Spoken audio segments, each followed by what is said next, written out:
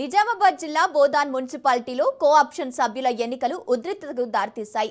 గత 3 నుంచి 4 నెలలుగా మున్సిపల్ బాడీ సమావేశాలు నిర్వహించకుండా నేరుగా కోఆప్షన్ ఎన్నికలు చేపట్టడంపై అభ్యంతరం వ్యక్తం చేస్తూ బీజేపీ, ఎంఐఎం కౌన్సిలర్లు ఎన్నికలను బహిష్కరించారు.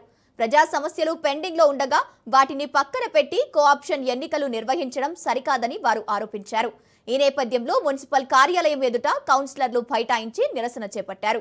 ముందుగా జనరల్ బాడీ సమావేశం నిర్వహించి ప్రజా సమస్యలను చర్చించి తర్వాతే కోఆప్షన్ ఎన్నికలు నిర్వహించాలని డిమాండ్ చేశారు.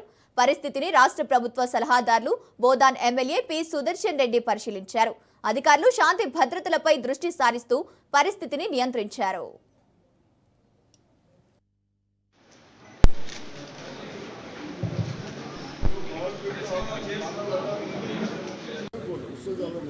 उससे ज्यादा नहीं बोली सर, ये लगाए तो नहीं सर, एक वार्ड में लगाते हैं, एक वार्ड में कलेक्टर తప్పు. ఒక లేడీ కౌన్సిలర్ ఆమె వార్డు బాధలు చెప్పుతుంది.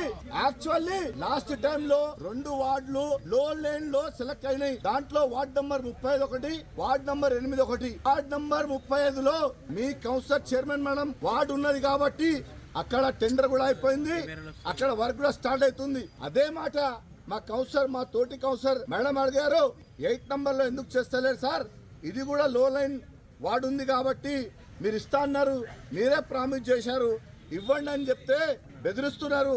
ఆమెకి ఇష్టం వచ్చినట్టు మాట్లాడేసి వెళ్ళిపోయారు. ఇది పద్ధతి కాదు. నేను ఎమ్మెల్యే గారు, మీరు దయచేసి మీ పద్ధతి మార్చుకోవాలా. అలా తప్పు. ఒక లేడీ